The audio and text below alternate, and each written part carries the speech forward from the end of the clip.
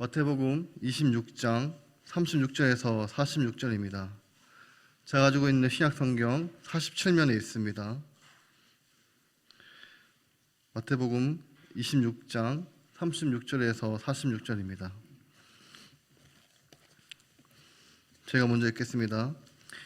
이에 예수께서 제자들과 함께 겟세마네라 하는 곳에 이르러 제자들에게 이르시되 내가 저기 가서 기도할 동안에 너희는 여기 앉아 있으라 하시고,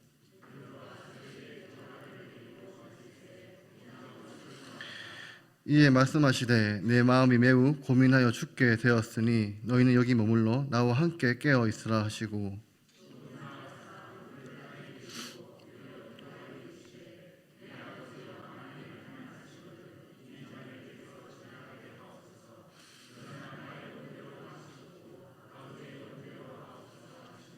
제자들에게 오사 그 자는 것을 보시고 베드로에게 말씀하시되 너희가 나와 함께 한 시간도 이렇게 깨어 있을 수 없더냐.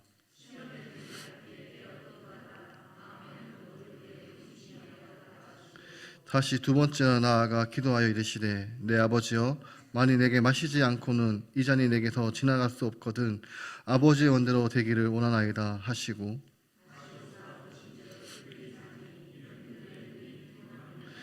또 그들을 두시고 나아가 세 번째 같은 말씀으로 기도하신 후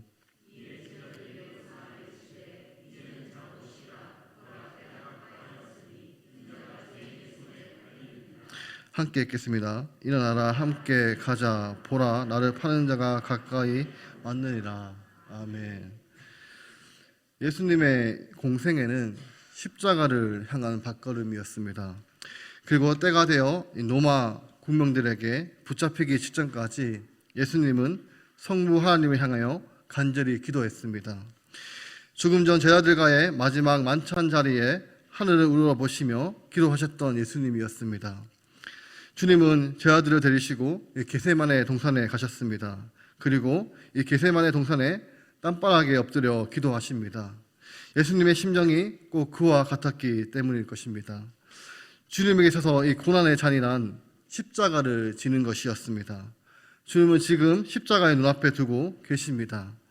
이 시간 이 주님은 이 고난의 잔 십자가 앞에서 무엇을 하셨는지 말씀 가운데 살펴보려고 합니다. 주님은 36절에 제자들을 데리고 이 겟세마네 동산에 가셨습니다. 36절입니다. 이에 예수께서 제자들과 함께 겟세마네라 하는 곳에 이르러 제자들에게 이르시되 내가 저기 가서 기도할 동안에 너희는 여기 앉아 있으라 하시고, 이 겟세마네라는 것은 기름 짜는 틀이라는 뜻을 가지고 있습니다. 이 올리브 기름을 짜는 것은 두 단계로 나눌 수 있습니다. 올리브 열매를 철저히 부수는 단계와 이 부순 열매를 바구니에 넣어서 이 무게추로 이용해서 짜는 단계입니다. 올리브 기름을 짜는 기계에는 돌이 필요했습니다. 큰 돌로 이 올리브를 내려찍어 짜내게 했기 때문입니다. 올리브를 여러 번 짜는데 이 짤 때마다 무게추에 올리는 돌의 무게가 달랐습니다. 처음에는 가장 가벼운 돌을 사용합니다. 이때 짠 기름은 성전에 바치는 거룩한 기름으로 사용했습니다. 처음 짜고 남은 찌꺼기는 더 무거운 무게추를 사용해서 다시 짜서 나온 기름은 가정에서 식용으로 사용합니다. 그리고 또다시 남은 찌꺼기는 이 무게추를 올려서 세 번째로 짠 기름은 가정의 등장용으로 기름으로 사용하거나 또 화장품으로 또 약품으로 만드는데 사용하는 등 그 용도가 다양합니다. 예수님은 이 올리브 기름을 짜내는 무게추처럼 누를 때 이 올리브 안에 모든 기름이 흘러나온 것처럼 온 인류가 갖고 있는 제2의 무게의 중압감으로 완전히 땅에 엎드려서 땅방울과 또 핏방울을 흘리며 이 겟세마네 동산에서 간절히 기도하시는 예수님의 모습을 우리는 상상해 볼 수 있습니다. 이 겟세마네 동산에서 예수님께서 하신 기도는 제자들과 함께한 예수님의 마지막 만찬과 연결지어 생각해 볼 수 있습니다. 마가복음 14장 36절과 누가복음 22장 42절에는 예수님의 이 기도의 내용이 한 번만 기록되어 있지만 마태복음 오늘 본문 39절에서 또 42절에는 예수님의 기도 내용이 두 번 나오고 있습니다. 우리 함께 읽어보겠습니다. 조금 나아가서 얼굴을 땅에 대시고 엎드려 기도하여 이르시되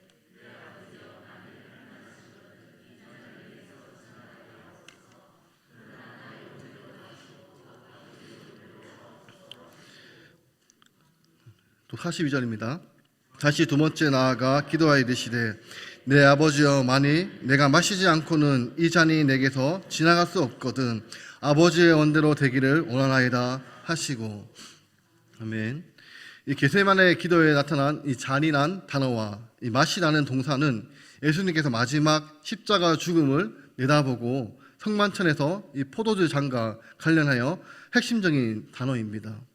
마태복음 26장 27절에서 29절에 나오는 예수님의 이 제자들이 받은 포도주의 잔은 그들에게 재용서를 가져오는 구원의 잔이지만 지금은 예수님에게는 이 잔이 십자가의 죽음의 잔입니다. 겟세마네 동산에서 예수님의 기도는 예수님이 하나님 아버지로부터 십자가의 죽음의 잔을 받지 않으면 온 인류가 구원이 절대적으로 불가능함을 보여줍니다. 예수님의 십자가를 받는 죽음의 잔만이 많은 사람들에게 구원을 가져다 주는 유일한 길임을 분명히 보여주고 있습니다. 그리고 주님은 기도하시면서 제자들에게 기도를 시켰습니다. 시험에 들지 않도록 깨어 기도하라. 37절과 38절에 보시면 베드로와 세베대의 두 아들을 데리고 가실 때 고민하고 슬퍼하사 이에 말씀하시되 내 마음이 매우 고민하여 죽게 되었으니 너희는 여기 머물러 나와 함께 깨어 있으라 하시고. 아멘. 여러분 어떻습니까? 지금 주님은 이 고난의 잔 앞에서 어떠한 태도를 보이고 계십니까? 고민하셨다, 슬퍼하셨다, 매우 고민하셨다, 죽게 되었다라고 하십니다. 여러분 주님은 이런 태도를 어떻게 생각하시나요? 주님은 온 인류를 구원하시기 이루기 위해서 이 땅에 오셨습니다. 인류를 구원하시기 위해서는 반드시 십자가를 지셔야 했습니다. 그런 목적으로 오셨는데 지금 고민하고 계십니다. 지난 3년 동안 주님은 걱정이 없으셨습니다. 두려움도 없으셨습니다. 그런데 마지막 순간에 슬퍼하십니다. 그리고 고민하십니다. 죽게 되었다고 말씀하고 계십니다. 늘 강한 모습을 보이셨던 우리 예수님께서, 우리 주님께서 지금 너무나도 연약한 모습을 보이고 계십니다. 왜 이런 모습을 보이셨을까요? 두 가지 이유가 있습니다. 첫째는 주님은 하나님의 아들이시지만 동시에 인간이셨기 때문입니다. 인간이란 인성을 가지셨다는 말입니다. 배고프면 배가 고프시고 아프면 통증을 느끼시고 힘들면 쉬고 싶어 하는 것입니다. 십자가는 너무나도 고통스러운 일입니다. 짐이었습니다. 주님은 앞으로 이런 고통을 당하셔야 합니다. 가롯 유다의 배반도 보셔야 합니다. 또 죽기까지 따르겠다고 장담하던 이 베드로가 3번씩이나 부인한 것도 보셔야 합니다. 다 도망가는 제자들도 보셔야 합니다. 호산나 호산나라고 하면서 구원자로 용접했던 사람들이 돌면에서 십자가에 못 박으라 하는 외침도 들으셔야 합니다. 손바닥으로 치는 모욕도 맞으셔야 합니다. 여러분 손바닥으로 맞아 보셨나요? 얼마나 자존심이 상하는 일입니까? 또 주님은 침뱉음도 당하셔야 합니다. 그리고 십자가를 지셔야 합니다. 채찍도 맞으셔야 합니다. 이 채찍 끝에는 쇠가 달려 있습니다. 채찍에 맞으실 때마다 살점이 떨어져 나갑니다. 양손과 양발에는 대못을 박는 아픔도 당하셔야 합니다. 창으로 또 허리를 찌를 것입니다. 이런 고통을 다 당하셔야 합니다. 그러기에 내가 죽게 되었다고 심히 고민하셨던 것입니다. 둘째는 하나님으로부터 버림받았기 때문입니다. 십자가는 죄인이 지는 것입니다. 주님은 죄가 없으시지만 우리의 죄를 대신 짊어지심으로 죄인이 되셨습니다. 죄의 대가는 버림받는 것입니다. 주님은 십자가에서 하나님의 버림을 받으셨습니다. 여러분 우리가 인생을 살면서 가장 고통스러운 것이 무엇일까요? 못 먹고 못 입는 것은 아닙니다. 버림받는 것입니다. 친구로부터 버림받는 것, 사랑하는 사람으로부터 버림받는 것, 견딜 수 없는 고통입니다. 이 부모로부터 버림받는 것은 정말 견딜 수 없는 고통입니다. 주님은 하나님으로부터 버림받으실 것입니다. 지금까지 늘 하나님과 함께 계셨습니다. 때로는 사람들은 그 곁을 떠났지만 하나님은 떠나지 않고 늘 그 곁에 계셨습니다. 주님께서 기도하시면 늘 응답해 주셨습니다. 능력도 주셨습니다. 그런데 이제부터 하나님께서 함께 하지 않으십니다.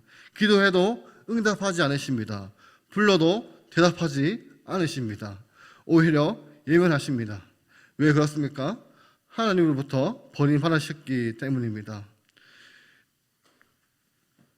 주님은 십자가 위에서 나의 하나님 어찌하여 나를 버리셨나이까 하고 절구하였습니다. 여러분, 제가 이렇게 무서운 것입니다. 주님은 우리 죄 때문에 이렇게 고통당하실 것입니다. 그리고 하나님께로부터 버림받으실 것입니다. 그 잔이 너무나 고통스러워 잔이기 때문에 마실 것인가 피할 것인가 고민하셨던 것입니다. 예수님은 십자가를 지시는 직전 남은 시간에 무엇을 하셨나요? 그렇습니다. 기도하셨습니다. 겟세마네에 가셨습니다. 어려운 문제 앞에서 또 무서운 싸움 앞에서 그것을 이길 수 있는 길은 오직 기도밖에 없다고 보셨기에 주님은 기도하러 가신 것입니다. 여러분은 어떻습니까? 어려운 일을 당하고 뜻하지 않는 고난이 닥쳐왔을 때 어떻게 반응하십니까? 많은 사람들이 낙심하고 절망합니다. 그리고 누구 때문에 이렇게 되었는지 책임 소재를 찾습니다. 근데 오늘 주님은 어떻게 하십니까? 고난의 잔 때문에 슬프고 심히 고민되고 죽게 되었을 때 어떻게 하셨습니까? 기도의 자리에 가셨습니다. 그것을 이길 수 있는 유일한 길이 바로 기도에 있었기 때문입니다. 만약 다른 방법이 있었다면 주님은 다른 방법을 우리를 알려주셨을 것입니다. 예수님께서 혼자서만 기도하신 것이 아닙니다. 부족한 제 아들에게도 기도의 부탁을 하셨습니다. 주님께서 그렇게 하셨다면 우리도 그렇게 해야 하지 않을까요? 어려운 일을 당하고 뜻하지 않는 고난이 닥쳐왔을 때에 기도의 자리에 가야 합니다. 그리고 주변에 우리의 형제 자매들에게 기도의 부탁을 해야 합니다. 여러분, 믿음이 있다는 것은 무슨 뜻입니까? 신앙이 좋다는 것은 무슨 뜻입니까? 기쁠 때나 슬플 때나 잘된 때나 잘못된 일이나 믿음으로 반응한다는 뜻입니다. 기쁘고 잘되는 일이 있을 때에는 하나님께 감사하고 또 슬프고 어려운 일이 있을 때에는 하나님께 부르짖어 간구하는 것이 믿음의 반응입니다. 주님의 기도의 초점은 내 원대로인가 아니면 하나님의 원대로인가였습니다. 인간적으로 생각하면 주님도 이 고난의 잔인 십자가를 피하고 싶었습니다. 그래서 36절의 상반절에 보시면 아버지여 아버지께서는 모든 것이 가능하오니 이 잔을 내게서 옮기옵소서라고 기도하셨습니다. 주님은 한참을 그렇게 기도하셨습니다. 그 후에 주님은 이렇게 말씀으로 기도를 마치셨습니다. 36절 하반절입니다. 그러나 나의 원대로 마시옵고 아버지의 원대로 하옵소서. 아멘. 우리도 주님처럼 기도해야 합니다. 기도의 자리에 가서 기도합니다. 내 뜻, 내 소원을 말씀드립니다. 하나님 이거 해주세요. 이렇게 해주세요. 그러면 하나님께서 우리에게 정반대로 말씀하실 때가 있습니다. 여러분, 성경의 인물들의 기도를 봐도 그렇습니다. 원하는 것을 얻지 못한 기도가 나옵니다. 이 모세는 요단을 건너 약속의 땅에 들어갈 수 있기를 바라고 기도했지만 더 이상 그 일을 구하지 말라는 거절의 응답을 들었고 그에 순종합니다. 바울은 자신의 지망을 고쳐주기 위해서 3번씩이나 간구했지만 하나님의 은혜가 그에게 족하다는 응답을 받고 병고침을 받지 못했습니다. 예수님도 자신이 원하는 바를 심각하게 3번이나 간척하셨지만 하나님의 뜻은 분명히 십자가를 지는 것이었습니다. 기도 중에 내 뜻과 하나님의 뜻이 다를 때 우리도 주님처럼 나의 원대로 마시옵고 아버지의 원대로 하옵소서라고 기도를 끝맺음은 해야 합니다. 내 뜻을 줬고 하나님의 뜻대로 하는 것이 우리가 지는 십자가입니다. 여러분, 이 이야기를 한 번쯤 들어봤을 것입니다. 어느 교회 지사님이 자기가 진 십자가가 늘 무겁다고 생각을 했습니다.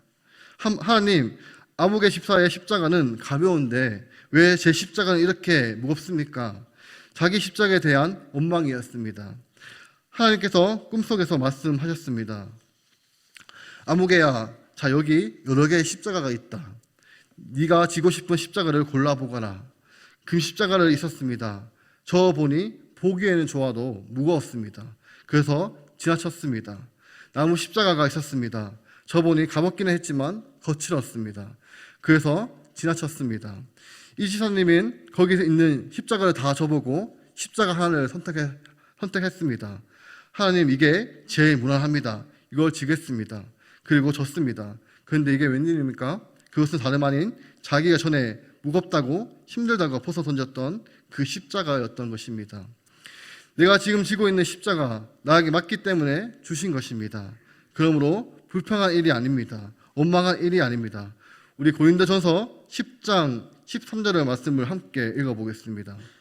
사람이 감당할 시험 밖에는 너희가 당할 것이 없나니 오직 하나님은 미쁘사 너희가 감당하지 못한 시험 당함을 허락하지 아니하시고 시험 당할 쯤에 또한 피할 길을 내사 너희로 능히 감당하게 하시니라. 아멘. 여러분, 우리 하나님께서는 우리가 감당할 시험밖에 주시지 않는 것을 기억하시기 바랍니다. 그러므로 잘 짊어지게 해달라고, 잘 견디게 해달라고 기도하시기를 바랍니다. 주님은 기도하신 후에 제 아들에게 말씀하셨습니다. 46절을 보십시오. 일어나라, 함께 가자. 보라, 나를 파는 자가 가까이 왔느니라. 얼마나 당당하십니까? 얼마나 용기가 있으십니까? 이제 고민이 없으십니다. 이제 불안과 염려가 없으십니다. 왜 그렇습니까? 기도하셨기 때문입니다.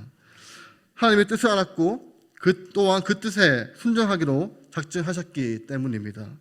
제 아들이 배반하고 도망가도 단단하십니다. 기도하셨기 때문입니다. 빌라다가 엉터리 재판을 합니다. 그래도 담담하십니다. 기도하셨기 때문입니다. 사람들의 침을 뱉습니다. 조롱합니다. 멸시합니다. 그래도 주님은 충복합니다. 어떻게 그것이 가능했습니까? 기도하셨기 때문입니다. 주님은 제 아들에게 함께 가고자 말했습니다. 왜 함께 가고자 했을까요? 이 고난의 잔을 어떻게 마시는지 보여주기 위함이었습니다.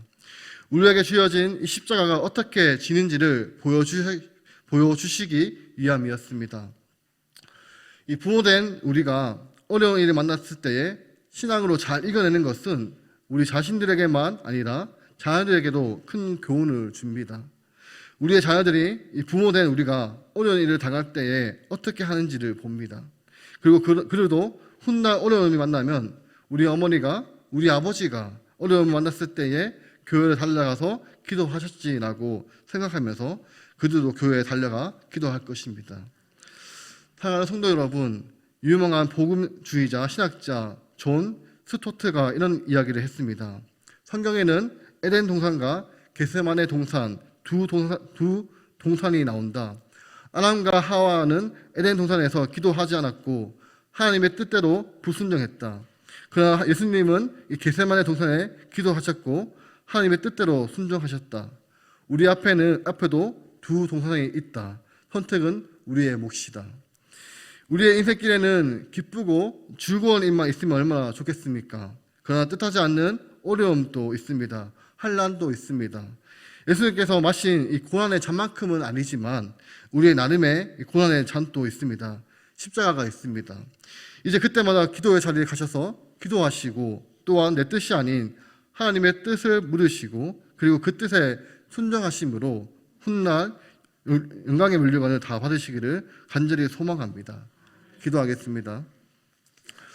하나님 아버지, 우리는 절대로 예수님을 떠나지 않겠다고 부인하지 않겠다고 수없이 고백하지만 현실의 폭풍 속에서 내몰릴 때면 예수님을 부인하고 스스로 떠날 때가 있음을 고백합니다. 이제 우리가 어떠한 상황 속에 내몰리게 된다 할지라도 나의 힘이신 여호와 한 분만을 신뢰하고 믿음의 긍지를 포기하지 않게 하여 주시옵소서. 때로는 우리를 불편하게 하고 힘들게 하는 사람들을 만날지라도 우리가 먼저 하나님의 말씀대로 선을 행하며 더 사랑하고 더 용서하는 믿음의 삶을 살아갈 수 있도록 저희들을 굳건하게 붙들어 주시옵소서. 고난 주간입니다. 주님의 사랑과 주님의 은혜가 이 시간 저와 우리 모든 성도님 가슴 안에 임하게 하옵소서. 십자가의 무게와 십자가의 사랑과 은혜가 체험되게 하옵소서.